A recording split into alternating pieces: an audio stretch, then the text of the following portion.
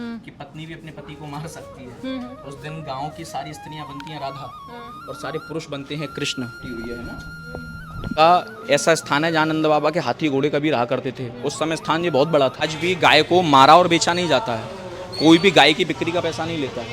यहाँ पर गाय को दान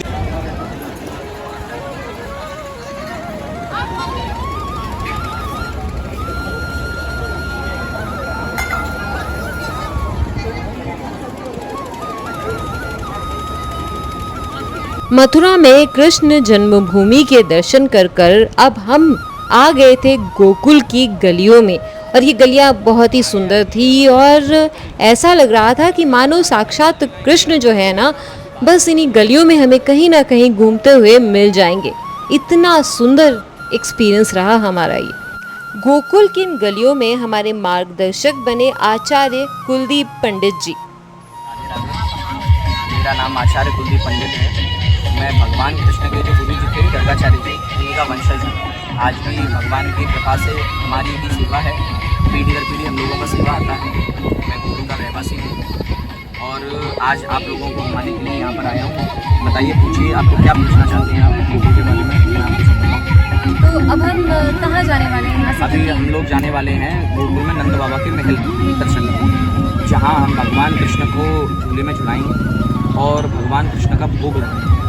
जो हमारे यहाँ के तीर्थ यात्रा का महत्व है, यहाँ गोकुल धाम आने का मेन महत्व है भगवान कृष्ण को भोग लगाना। जैसे हम किसी भी मंदिर में जाते हैं तो हर मंदिर का, हर तीर्थ का एक अपना अलग महत्व होता है। आप तिरुपति बालाजी जाएं तो तिरुपति बालाजी का महत्व है सर मुंडवाकर बाल दान करें। आपने कभी गया जी गए हों या गया जी जाने का अवसर मिले तो बिहार में पड़ता है गया तीर्थ, वहाँ जाते हैं अपने पूर्वजों के नाम से पिंड दान करते हैं। गंगा किनारे कभी जाते हैं तो गंगा किनारे में जाने का एक ही फल का एक ही महत्व है कि गंगा में स्नान करना।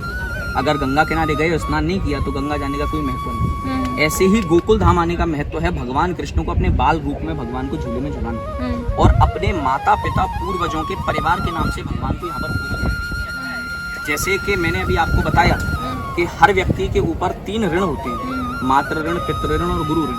उन तीनों ऋणों की मुक्ति के लिए यहाँ पर तीनों के नाम से भगवान को भोग लगता है। माँ यशोदा ने इस स्थान को वरदान दिया है कि जो भी कोई अपने माता पिता को यहाँ याद करता है उसके माता पिता को चारों धाम यात्रा करने का फल मिलता है और पुत्र को सतपुत्र और पुत्री को सतपुत्री का वरदान मिलता है। जैसे श्रवण कुमार जी थे, अपने माँ बाप को कांधे पर बिठाकर 4 धाम का यात्रा कराया, लेकिन अभी कलयुग में उतना सामर्थ्य, उतना ताकत नहीं है कि कोई पड़ता है गया तीर्थ, वहाँ जाते हैं अपने पूर्वजों के नाम से पिंड दान करते हैं। गंगा किनारे कभी जाते हैं तो गंगा किनारे में जाने का एक ही फल का एक ही महत्व है कि गंगा में स्नान करना। अगर गंगा किनारे गए और स्नान नहीं किया तो गंगा जाने का कोई महत्व नहीं। ऐसे ही गोकुल धाम आने का महत्व है भगवान कृष्ण को अपने बाल रूप में भगवान को झूले में झुलाना और अपने माता पिता पूर्वजों के परिवार के नाम से भगवान को यहाँ पर पूजना। जैसे कि मैंने अभी आपको बताया कि हर व्यक्ति के ऊपर 3 ऋण होते हैं, मातृ ऋण, पितृ ऋण और गुरु ऋण। उन तीनों ऋणों की मुक्ति के लिए यहाँ पर तीनों के नाम से भगवान को भोग लगता है। माँ यशोदा ने इस स्थान को वरदान दिया है कि जो भी कोई अपने माता पिता को यहाँ याद करता है उसके माता पिता को चारों धाम यात्रा करने का फल मिलता है और पुत्र को सतपुत्र और पुत्री को सतपुत्री का वरदान मिलता है। जैसे श्रवण कुमार जी थे, अपने माँ बाप को कांधे पर बिठाकर 4 धाम का यात्रा कराया, लेकिन अभी कलयुग में उतना सामर्थ्य, उतना ताकत नहीं है कि कोई अपने माता पिता को कांधे पर बिठाकर चले, लेकिन यहाँ पर भावनात्मक रूप से अपने माता पिता, अपने पूर्वजों को अपने कांधों पर बिठाया जाता है और भगवान कृष्ण के घर की 4 धाम की यात्रा कराई जाती है, जिससे अपने माता पिता को कल्याण होता है, अपने परिवार का कल्याण होता है और भगवान कृष्ण के चरणों में अनुरक्त भक्ति प्राप्त होती है। ये यहाँ की लीला का मेन महत्व है। अभी हम यहाँ से यात्रा को शुरू करेंगे और यात्रा शुरू करके फिर हम गोकुल धाम में नंद बाबा के घर में जाएंगे। रास्ते में हमको पड़ेगी रंगीली गली, माखन चोर गली और नंद बाबा के महल की गौशाला, जहाँ पर खड़े होकर नंद बाबा ने 9 लाख गायों का दान किया। बोलो कृष्ण भगवान की जय। और ये जो आपने मुझे दिखाया ये पीछे, ये सामने आप देख रहे हैं, ये सामने एक गाँव है जिसका नाम है कोयलो गाँव। जब भगवान कृष्ण को यहाँ पर पिता वसुदेव जी लेकर आए तो भगवान को जब लेने के लिए यहाँ पर आए तो माता यमुना जी ने भगवान के चरण छूने के लिए जल का स्तर ऊंचा बढ़ाया। वसुदेव जी को डर लगा कि आज ये नदी का जल मेरे को डुबा देगा, तो वसुदेव जी ने आवाज़ लगाया, कोयलो कोयलो करूँ पुकार और कैसे जाऊँ यमुना पर। तो जिस स्थान पर खड़े होकर अपने बच्चे को के लिए आवाज़ लगाया, कोयलो कोयलो कोयलो, उस गाँव का नाम आज भी कोयलो गाँव के नाम से ही प्रसिद्ध है। यही यमुना जी है जहाँ से श्री कृष्ण को लेकर आए थे। जी। मथुरा की जन्मभूमि के कारावास में कृष्ण भगवान जन्मे थे, लेकिन यमुना नदी के इस पार गांव में जिसका नाम है गोकुल। इसी गांव में माँ यशोदा नंद बाबा के साथ कान्हा रहते थे।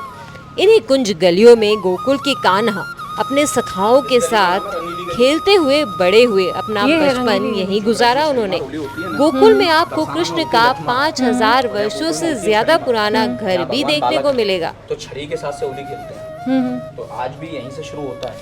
एक दिन के लिए अवसर मिलता है कि पत्नी भी अपने पति को मार सकती है। उस दिन गांव की सारी स्त्रियां बनती हैं राधा और सारे पुरुष बनते हैं कृष्ण। इसलिए आज भी उस परंपरा को यहाँ पर निभाया जाता है और आज भी इस गली में रंगीली गली के नाम से गली को जाना जाता है और यहीं से सबसे पहले होली की शुरुआत होती है पूरे व्रज की। बोलो कृष्ण भगवान की जय। इन्हीं गलियों में कान्हा गोपियों की मटकी फोड़कर भाग जाया करते थे और यहीं मटकी फोड़कर वो माखन चुराकर भी खाते थे। यहीं पर बलराम और कृष्ण की बहन योग माया का जन्म भी हुआ था। ये है पीपल और ये है पीछे कदम, दोनों आँख अलग से देखने से मालूम पड़ जाएगा। एक ही जड़ में से दो निकले हुए।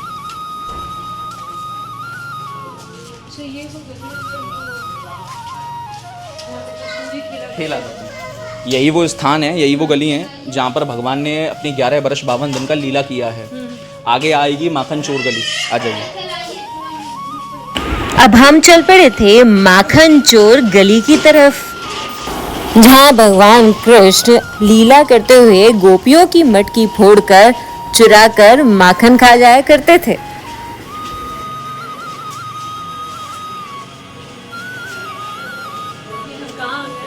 ये हम लोग खड़े हैं माखन चोर गली के दरवाजे पर। यहाँ से माखन चोर गली की शुरुआत होती है। यहाँ पर ही भगवान ने माखन का चोरी किया है।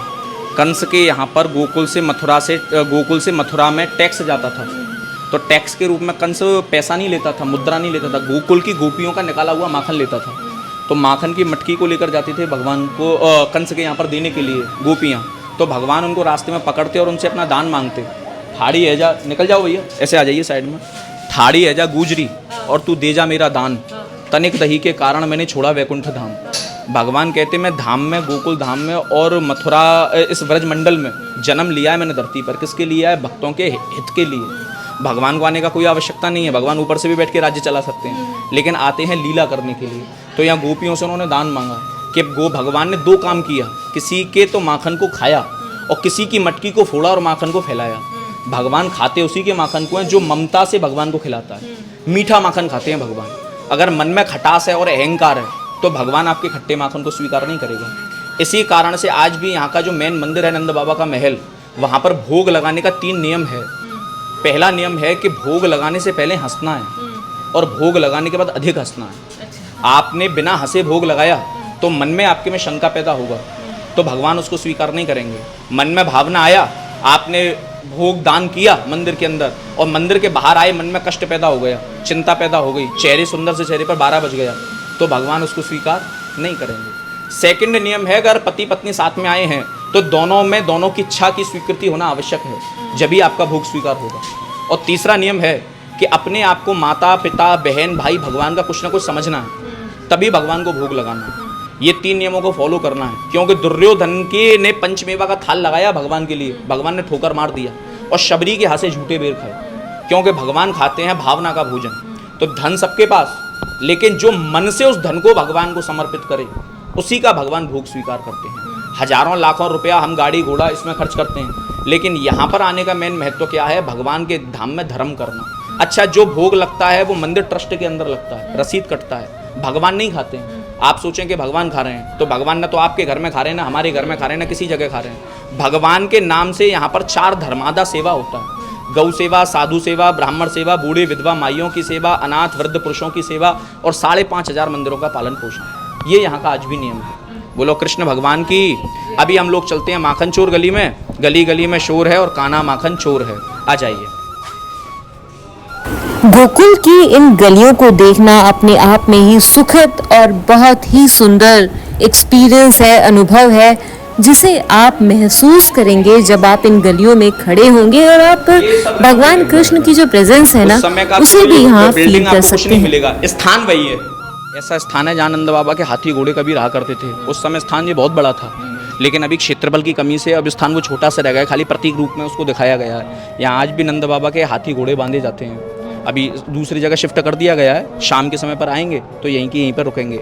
आगे आएगी नंद बाबा के महल की गौशाला, जहाँ खड़े होकर नंद बाबा ने 9 लाख गायों का दान किया। आज भी जो अपने माता पिता पूर्वज पितरों के कल्याण के लिए जो गौदान करते हैं, वो आज भी गाय वहीं पर रहती है। 6 महीने तक प्रभु उसका दूध पीते हैं, उसके बाद उसको दूसरी गौशालाओं में शिफ्ट कर दिया। गोकुल में गायों को बेचा नहीं जाता है, ना ही सड़क पर छोड़ा जाता है, उनकी देखभाल की जाती है। यहाँ पर हमारे यहाँ आज भी गाय को मारा और बेचा नहीं जाता है, कोई भी गाय की बिक्री का पैसा नहीं लेता है। यहाँ पर गाय को दान दिया जाता है। अगर किसी के पास सामर्थ्य नहीं है उसकी सेवा करने की, तो नंद बाबा का ट्रस्ट है, वो सबका पालन पोषण करता है। जिसका कोई नहीं उसके नंद बाबा हैं। बोलो नंद बाबा की जय। ये वही स्थान है जहाँ खड़े होकर नंद बाबा ने 9 लाख गाय का दान किया, तो इस गांव का नाम गोकुल धाम पड़ा। आज भी लोग यहाँ पर आने के 3 मेन महत्व हैं इस तीर्थ के। सबसे पहला मेन महत्व है तीर्थ का गौदान। सबसे पहला दान नंद बाबा ने 9 लाख गाय का किया। अभी कलयुग है तो 1 गुना 1 लाख बताया जाता है कलयुग में। जो कोई 1 गाय दान करता है वो 1 लाख गाय दान करने का उसको फल मिलता है। सेकंड नंबर का नियम है यहाँ पर भूमि दान का। लोग अपने माता पिता के लिए चाहते हैं कि व्रज धाम में उनका घर बने, लेकिन सबके पास धन दौलत पैसा नहीं है कि मकान बनाए, तो छोटा सा पत्थर दान करते हैं नंद बाबा के महल में अपने माँ बाप के नाम से, तो उनके माता पिता को यहाँ पर जीवन भर भूमि में रहने का निवास का अधिकार मिलता है। और तीसरा नियम है कन्यादान। यहाँ पे व्रज की छोटी छोटी कन्याओं का विवाह कराते हैं, तो राधा रानी के कन्यादान करने का उनको फल मिलता है। बोलो कृष्ण भगवान की। यहाँ से जो है हम आगे अपनी यात्रा पर कैमरा नहीं लेके जा सकते, तो वो हमें बंद करना पड़ेगा और आकर हम आपको बताएंगे कि हमने क्या कुछ देखा अंदर। तो चलिए चलते हैं नंद बाबा के महल। नंद बाबा के महल के अंदर हमने पूरे कृष्ण परिवार के दर्शन किए, जो कि यही एक ऐसी जगह है जहाँ पर आपको पूरा कृष्ण का परिवार एक साथ देखने को मिलेगा। तो गोकुल धाम के दर्शन जो है हमारे वो तो हमने कर लिए, और वृंदावन और मथुरा जो है हमारे, उसके भी हमारी दर्शन और यात्रा जो थी वो कंप्लीट हो चुकी है। तो अब हम आपसे मिलते हैं अगले किसी जगह पर, अगले किसी व्लॉग में। तब तक आप हमारे इस व्लॉग को देखते रहिए, लाइक करिए, सब्सक्राइब करिए, और आपको हमारी जय श्री कृष्ण।